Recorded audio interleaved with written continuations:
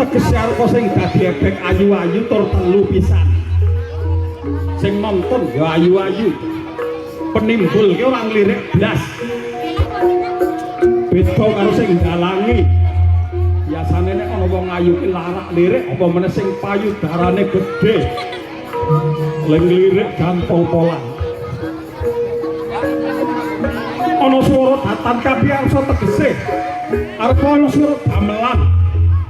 Arep ana sinden kali-kali. Sang penimbul ora ngrungekke blas. Awet mligi panalin cipta. Ora beda kiai jojokan sing nganggo salat. Arep nang mburi makmume sing padha ha. Mana kerja, di mana kerja? Ora bakal gontak blas. Mana kerja? Datan ben raosaken ora beda.